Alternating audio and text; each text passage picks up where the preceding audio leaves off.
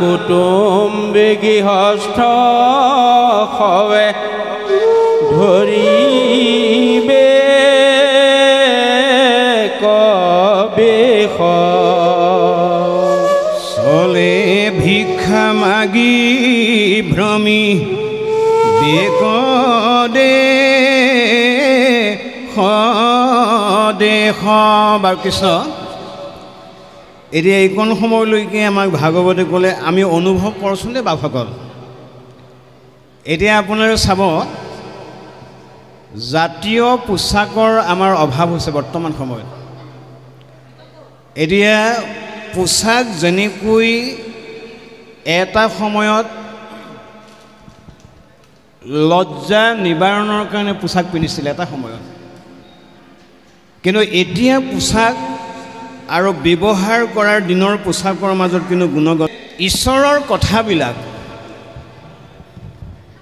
নাজানিলেও মই জনাটোৱে সঁচা বুলি ক'ব লাগিব আজি বহুতে তেনেকৈ ক'ব যে মই যিটো সিদ্ধান্ত দিম এইটোহে সিদ্ধান্ত হ'ব বুলি আজি বহুতে মানি ল'ব লাগিব এইকাৰণে মহাপুৰুষ মাধৱদেৱে লিখিছে তাৰ ওপৰত নাজানে স্তৰণয় জীৱাসে তাকে কয় সে দিবেক নপাৰে সংশয় তথাপিতো গুৰু বোলাই ফুৰয় লোকৰ মাজে মান্য শতকাৰ খুজিল এইবিলাক হৈ থকা কথা কাৰণ মোৰ বাহিৰে আনক কোনো সন্মান কৰিব নহয় মই যিটো কম সেইটোৱে হ'ব লাগে বুলি আমাৰ এছামে আজিও আমি তেনেকৈ ব্যাখ্যা কৰি আছোঁ মোৰটোৱে হ'ব লাগিব আৰু 2 নম্বৰ লিখিছে কুটুম্ব গৃহস্থী সবে ধৰিবে কবেশ চলে ভিক্ষা মাগি ভূমি বেক দেশ দেশ মানে উপাৰ্জনৰ কাৰণে ধন ঘটিবৰ কাৰণে কোনো কাৰণত কোনেও কুণ্ঠাবোৰ নকৰিব যিকোনো প্ৰকাৰে ধন ঘটিবলৈ চেষ্টা কৰিব লাগিলে একেবাৰে তললৈ গুচি যাব তথাপিতো ধন লাগিব বুলি তেওঁলোকে ধনৰ কাৰণে ধাবিত হৈ যাব কথাটো সঁচা মই এটা উদাহৰণ ক'লে ভাল লাগিব যে আমাৰ কাষৰে এখন ঘৰ আছিল অলপ মানে ওচৰ চুবুৰীয়া গাঁৱৰে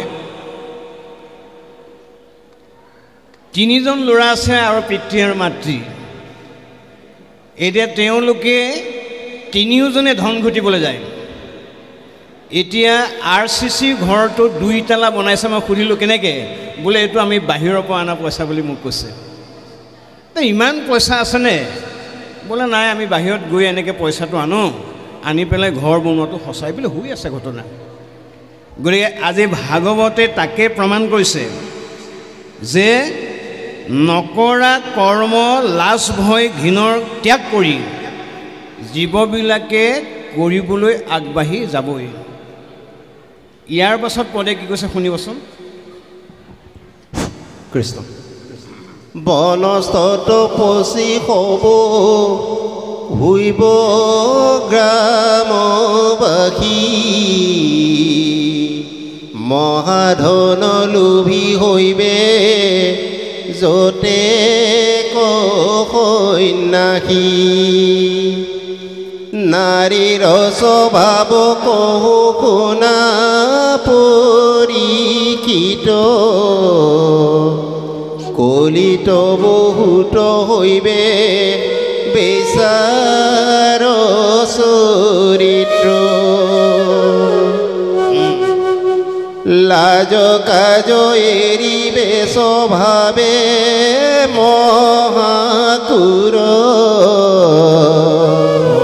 হৈবে চুত কায়া খাইবে পাৰিবে প্ৰচুৰ অততে কটুৰ বাইক বুলিবে অসত্য কপট নেৰিব হৈব অনেক পৈত্ৰ পৰম নিৰ্ভয় ভাৱ পুৰুষতো ধিক ই নহিবে নাৰী তপৰে মহাসাহসিত মিছা মাটি খাউদে কৰিবে কি নাবিকা জীৱে সম্প্ৰদতো কৰি নিন্দিত জীৱিকা। বাৰু কৃষ্ণ কৃষ্ণ এইকণ সময়লৈকে আমাৰ আই মাতৃসকলৰ এটা বাস্তৱ ছবি মহাপুৰুষে অৱগত কৰিছে। এই কথাটো আই মাতৃসকলে অনুভৱ কৰিবচোন দেই, কথাটো সঁচা নে মিছা। 1 নম্বৰ, খুব ঠাউকতে বহু মিছা কথা ক'ব পাৰে বুলি কৈছে। 1 নম্বৰ কৈছে দেই যে সকলো আই মাতৃয়ে ঠাউকতে মিছা কথা কোৱাৰ অভ্যাসটো কৰিব আৰু লগতে পুৰুষতকৈ বেছি শক্তিবন্ত বুলি নিজকে ভাবিব। মানে বাপসকলে কৰিব নোৱাৰা কামটো আই মাতৃসকলে কৰিম বুলি সাহসতাৰে ওলাই যাব। এইসকল আই মাতৃসকলৰ স্বভাৱ যে মিছা কথা ঠাউকতে ক'ব আৰু শক্তি প্ৰদৰ্শন কৰিব। আৰু 3 নম্বৰ লিখিছে বেপাৰীসকল, মানে যিসকল হাউট বুলি কোৱা হয়, বেপাৰ বুলি কোৱা হয়, বেপাৰীসকলে ব্যৱসায়ত্মিকা বুদ্ধিৰ দ্বাৰা বেপাৰ নকৰিব। এবছৰ বা ছমাহতে লাল বাতি জ্বলি যাব বেপাৰবিলাক। এইকাৰণে বেপাৰ কৰিবলৈ হ'লে আমাৰ ভাগৱতে গীতাই কৈছে ব্যৱসায়ত্মিকা বুদ্ধিৰ দ্বাৰাই যেতিয়ালৈকে বাণিজ্যত আগ নবঢ়া তেতিয়া বাণিজ্যৰ পৰা আমি উপাৰ্জন কৰাটো সম্ভৱ নহ'ব। একদম বাস্তৱ ছবিটো চাবচোন। এইটো বহাগ মাহ আছিল। বিহুৰ কাৰণে গৰুক গা ধুৱাবৰ কাৰণে বহুতে বিভিন্ন সামগ্ৰী সংগ্ৰহ কৰে। আমাৰ এজন ভকতে এবস্তামান ডাঙৰ লাও লৈ পেলাই বহি আছে। আমাৰ যিসকল বৈষ্ণৱ বা যিসকল ভকতে তেওঁক চিনি পায়, চিনি পাই কৈছে প্ৰভু লাও বোলে একদম অনাদানতে দিম, আপুনি 10 টকাত লৈ যাওক 1 কেজি। 10 টকা লৈ গৈছে। এজন অচিনাকি বেপাৰী আকৌ অলপ ইফালে সোমাই আছিলে। তেওঁ কৈছে আপোনালোকক মূলে মূলে দিম 5 টকা দিয়ক। চাব, ভাগৱত জ্ঞান থকাজনে মূলে মূলে দিছে 10 টকা, ভাগৱত জ্ঞান নথকাজনে মূলে মূলে দিছে 5 টকা দি আপুনি কোনটো বিশ্বাস কৰিব? এইবিলাক কলিযুগত হ'ব বুলি ভাগৱতে কৈছে যে খুব তাৎক্ষণিকভাৱে ফাঁকি কথা ক'ব আৰু ফাঁকি কথা কৈ বাণিজ্য কৰিব। বাণিজ্যৰ উপাৰ্জন কৰা ধনেৰে তেওঁ আনন্দ আৰু শান্তিত জীৱন কটাব নোৱাৰিব। এইকাৰণে এই দৰ্শনটো ভাগৱতে আমাক দিছে যে মিছা মাটি সাউদে কৰিব কিনা বিকা, জীৱে সম্পদতো কৰি নিন্দিব জীৱিকা। নিন্দিব জীৱিকা। গতিকে তেওঁলোকে ব্যৱসায়ৰ বুদ্ধিটো নাজানিব, হিচাপত গৈ বেছি লাভ ল'বলৈ চাব। লাভ লৈ বেপাৰ বাণিজ্যটো খুব কম দিনৰ ভিতৰতে ধ্বংস হৈ যাব। এইটো হ'ল আমাৰ বাণিজ্য কৰাৰ নিয়ম বুলি কৈছে। ইয়াৰ পাছত লিখিছে উত্তম নায়ক যদি হোৱে ক্ষীণবিত, এৰিবে কথা কপোৰা তন যত ভিত্ৰ, যদি ৰোগী ভৈল ভিত্ৰ অনেক পুৰুষী, দেখি স্বামী হবে তাক এৰিবে নুপুষি, ধেনু কতে জীবে যে হইলে দুগ্ধহীন কলিত হইবে কলোক স্ত্রী পরাধীন পিতৃ মাতৃ জাতি যত তেজিবে সুদর ভাৰ্যাৰ কুটুম্বে হইবে পুহি দলোকৰ নিজ গোত্ৰ কুটুম্বটো তেজিবে কয়া ভাৰ্যাৰ ভাতৃত মাত্ৰ কৰিবে বিশ্বাস। বৰ সুন্দৰ কথা কৈছে। এতিয়া একদম বাস্তৱ ছবিটো চাব দেই। যদি আইগৰাকীৰ স্বামীজন দেখিবলৈ বৰ ভাল হয় তেতিয়া চিনাকি কৰিব এইজনী মোৰ স্বামী। যদি আইগৰাকীতকৈ দেখিবলৈ বেয়া হয় তেতিয়া আইগৰাকীয়ে চিনাকি কৰিবলৈ লাজ কৰিব বুলি কৈছে। এইবিলাক হৈ থকা ঘটনা বাপ। তাৰ পৰা লিখিছে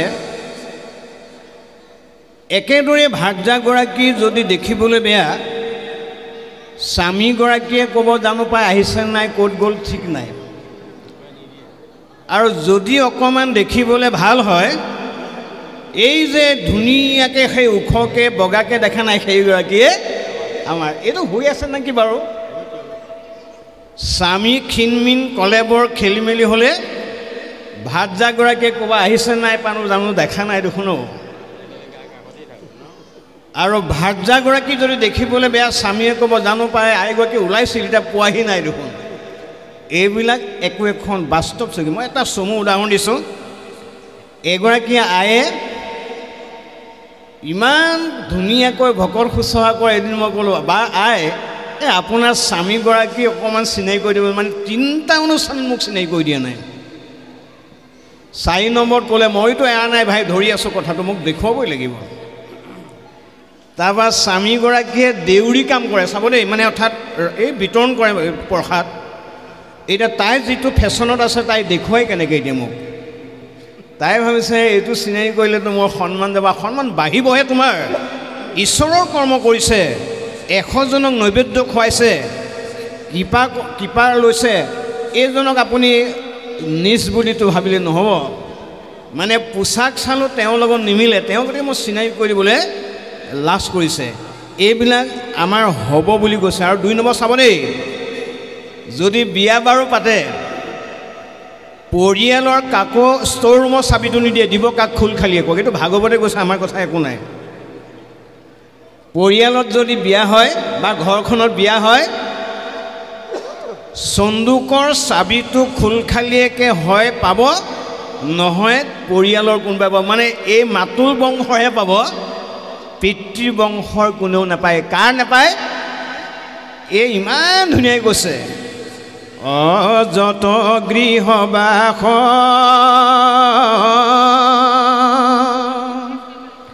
ভাৰ্যাৰে খেদাস কহিলো পৰম আৰ্যা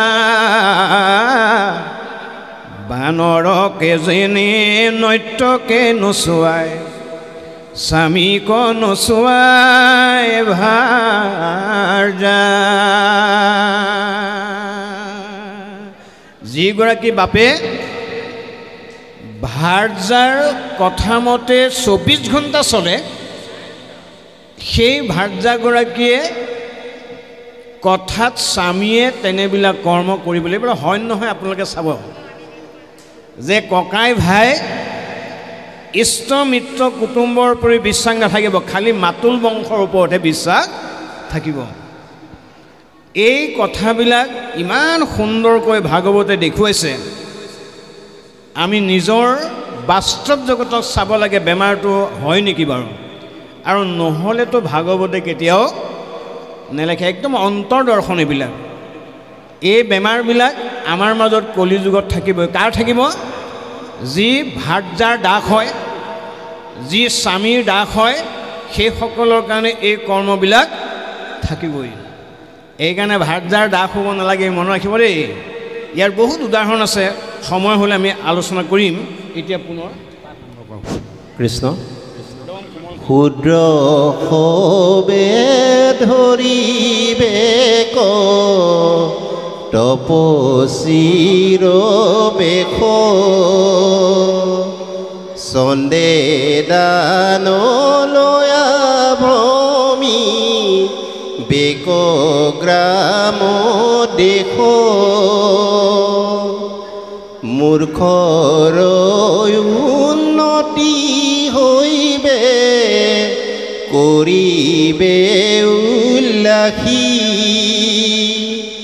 ধৰ্ম বখানিবে উচ্চ আসনত বহি অপৰিবে দুৰ্ভিক্ষে ভাতে মৰিবে ক প্ৰজা কৰৰ নিৰ্মিতে তাতে পিৰিবে ক ৰাজা ৰাজভীত সকলে কৰিবে হুলস্থুল নুগুচিবে মনুষ্যৰ মনত আকুল নালাপিব স্তিকলোকে নকৰিবে স্নান। বাৰু কৃষ্ণ, এটা পদো আমি এৰিব লগা নাই বুলি ভাবিছোঁ দেই, একদম আলোচনা থাকিব লাগিব আমি। যে আমাৰ প্ৰথম ক'লে যে ৰজায়ে প্ৰজাৰ দুখ দুৰ্গতি বুজি নাপাব, হিচাপতকৈ বেছি কৰ কাটল লৈ প্ৰজাক ঋণগ্ৰস্ত কৰিব, এইটো হৈ আছে। এতিয়া বহু প্ৰজাই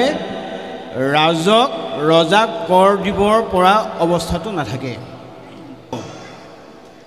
গতিকে এবাৰ গুৱাহাটী মহানগৰীত ৰাতিপুৱা গা ধুবলৈ গৈছোঁ, মোক এটা চাবোন দিছে, চাবোনটোৰ মূল্য হেনো 2000 টকা।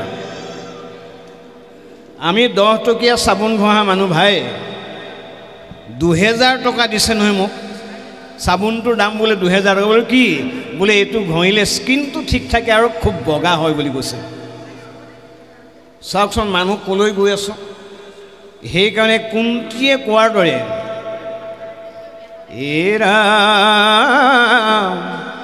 শ্ৰী ভৈলে মন ভুলৈ কৰৈ নাকা সম্পদতো নাপাৰোলৈ বেকত বনাম। হে প্ৰভু, তুমি মোক যিটো চেহেৰা দিলা, ইয়াতকৈ বেলেগ চেহেৰা মোক নালাগে। কেলৈ? ইয়াতকৈ যদি বেছি ভাল চেহেৰা দিয়া, মই তোমাৰ নামটো ল'বলৈ পাহৰি যাম। গতিকে ভগৱন্তৰ নামটোৰ পৰা বঞ্চিত হওঁ বুলি মাতৃ কুন্তীয়ে ভগৱন্তক কৈছিল যে তুমি গৰ্ভস্থৰ পৰা ভূমিষ্ঠ হোৱালৈ যিটো চেহেৰা দিলা, ইয়াতকৈ চেহেৰা আৰু মোৰ কোনো প্ৰয়োজন নাই। গতিকে আজি আমাৰ সমাজ কলৈ গৈ আছোঁ?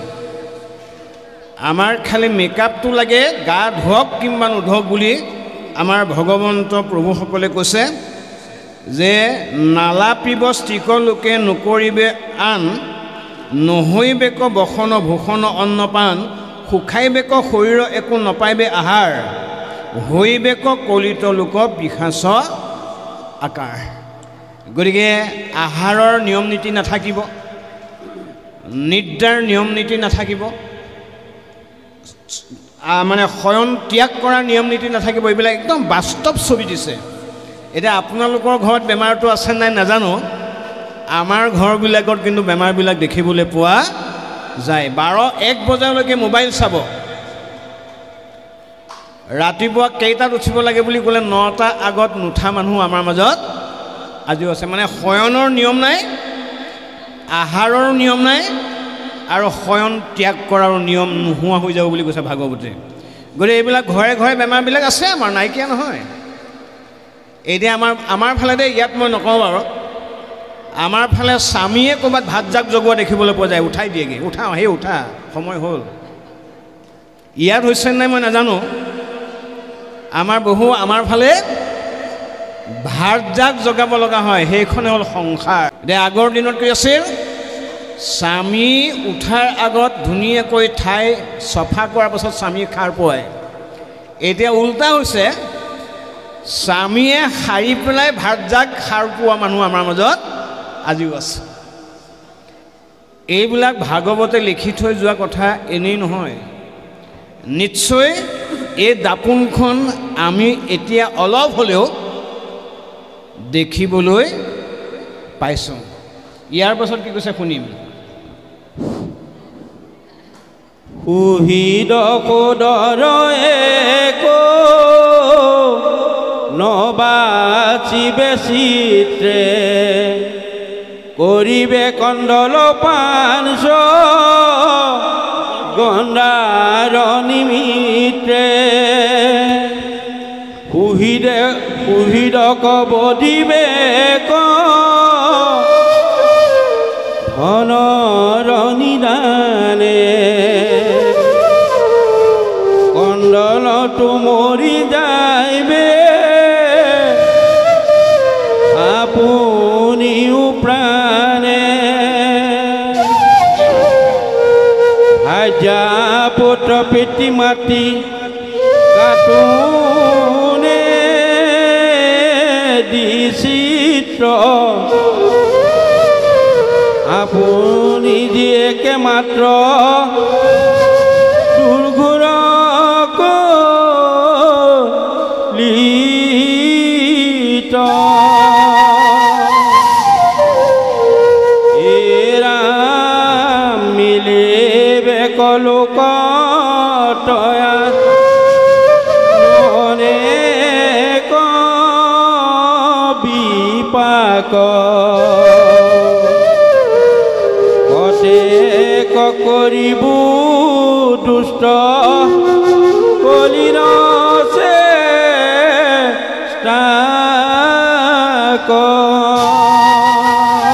হে বাপ বান্ধৱ আই মাতৃসকল, এয়া আমাৰ মাজত নিশ্চয় হৈ থকা কথাই উল্লেখ হৈছে যে ককাই ভায়ে 20টা তামোলৰ কাৰণে 5 গণ্ডা বুলি কৈছে, 4 5 20, 20টা তামোলৰ কাৰণে দন কাজিয়া মেল মোকৰ্দমা জেল জৰিমনাও হৈ যাব, কিন্তু কোনেও কাকো মানি ল'ব নোৱাৰে। সেইকাৰণে বাপ বান্ধৱ আই মাতৃসকল, এই তুলসীভাষী ৰামায়ণ, কীৰ্তিভাষী ৰামায়ণৰ কথা ইয়াত অনা নাই। মই মহৰ্ষি বাল্মীকি ৰামায়ণৰ এটা কাহিনী ক'লে বুজিবলৈ ভাল লাগিব। ৰামৰ অন্তিম শত্ৰু আছিল ৰাৱণ। ৰাৱণক বধ কৰিলে ৰামৰ কাৰ্যসূচী শেষ হয়। অন্তিম বাণ যেতিয়া ৰাৱণৰ গাঁৱলৈ ৰামে মাৰিম বুলি ক'লে, তেতিয়া ভাতৃ লক্ষ্মণে ক'লে, দাদা শৰপাত ময়ে মাৰোঁ নেকি? ৰামে স্পৰ্শ কৰি দিলে, লক্ষ্মণে শৰ প্ৰয়োগ কৰিলে। শৰ পৰাৰ পাছতো ৰাৱণৰ মৃত্যু হোৱা নাই। ৰাৱণ নমৰা দেখি লক্ষ্মণে ৰামক সুধিলে, দাদা আপুনি একেপাত শৰে বহুত বীৰক বধ কৰিলে, এইজনক কিয় বধ কৰিব নোৱাৰিলে আপুনি চুই দিয়া শৰপাতে? তেতিয়া লক্ষ্মণক ৰামে কৈছিল যে তেওঁনো কিয় মৃত্যু হোৱা নাই, তুমি গৈ অকণমান নমস্কাৰ এটা কৰি সোধাকৈ যোৱাচোন। তেওঁক নমস্কাৰ কৰিলে, তেতিয়া তেওঁ দশানন ৰাৱণ হৈ আছে, 10খন মুখ আছে তেওঁ। তেতিয়া ৰাৱণে চকুৱে নিমিলিলে। লক্ষ্মণে গৈ ৰামক ক'লেগৈ, শত্ৰুৰ ওচৰলৈ যদিও পঠালে, শত্ৰুক যদিও সেৱা কৰিলে দেখোন মোলৈ চকু মেলি নাচালে, বোলে তুমি চাগে সেৱা কৰা হোৱা নাই, কেনেকৈ কৈছিলা? বোলে চকুলৈ চাই পেলাই সেৱা কৰিছে, নাই নাই নহ'ব, তেওঁক চৰণ চুই সেৱা কৰিব লাগিব। তেতিয়া লক্ষ্মণৰ প্ৰশ্ন যে শত্ৰুৰ চৰণ কিয় সেৱা কৰিব লাগে? তেতিয়া ৰামে ইতিহাস কৈছিলে যে তেওঁ নমৰাৰ কাৰণ দুটা আছে দেই, বিশেষকৈ মই অনুভৱ কৰিছোঁ। প্ৰথম, তেওঁ ব্ৰাহ্মণ কুলত জন্ম, ব্ৰহ্মজ্ঞান আছে। আৰু 2 নম্বৰ, তেওঁ গোটেই পৰিয়ালটো এজন বৃদ্ধজ্ঞ শাস্ত্ৰজ্ঞ, গোটেই পৰিয়ালটো, সেইবোৰ কিবা কাৰণত হয়তো তেওঁ মৃত্যু হোৱা নাই। তুমি গৈ চৰণ চুই সেৱা কৰাকৈ যোৱা। ৰাৱণৰ চৰণ চুই সেৱা কৰাৰ লগে লগে ৰাৱণে চকু মেলি দিলে। লক্ষ্মণ, বোলে কোৱাচোন তুমি কিয় আহিলা? বোলে দাদাই পঠাই। তেতিয়া ৰাৱণে কৈছিল, লক্ষ্মণ, জীৱনত তুমি 4টা কাম নকৰিবা। 1 নম্বৰ, নিজৰ ককাই ভাইক কেতিয়াও শত্ৰুতা জ্ঞান নকৰিবা। আজি যদি বিভীষণ আমাৰ ঘৰৰ পৰা ওলাই নগ'লহেঁতেন, পৃথিৱীত এনে কোনো শক্তি নাই যি লংকাক দাহন কৰিব পাৰে, নোৱাৰে, কোনেও কৰিব নোৱাৰে। কিন্তু বিভীষণে গোটেই কৌশলবিলাক এফালৰ পৰা শিকাই গৈ আমাক শেষ হিচাপে ব্যৱহাৰ কৰিছে। গতিকে কোনো কাৰণত নিজৰ ভাতৃক কেতিয়াও শত্ৰু জ্ঞান নকৰিবা। 2 নম্বৰ, লোভতকৈ বেছি আশা নকৰিবা। তোমাৰ যদি লক্ষ্মণ ৰেখা মই ভেদ নকৰিলোহেঁতেন, আজি মোৰ এনে দশা নহ'লহেঁতেন। 3 নম্বৰ, শত্ৰুক কেতিয়াও শক্তিহীন বুলি নাভাবিবা। এয়া হ'ল ৰাৱণে দিয়া পৰামৰ্শ। গতিকে বাপ বান্ধৱ আই মাতৃসকল, এতিয়া আমাৰ ককাই ভাইৰ মাজত দনবিলাক কিয় লাগে? আমাৰ যিটো ভাতৃত্ব প্ৰেম, এই প্ৰেমটো পিতৃ মাতৃয়ে দেখাই দিব লাগিব। যি পিতৃ মাতৃয়ে ভাগ কৰি দেখুৱায়, সেই পিতৃ মাতৃৰ পুত্ৰ কন্যাই কেতিয়াও এই মিলটো থাকিব নোৱাৰে।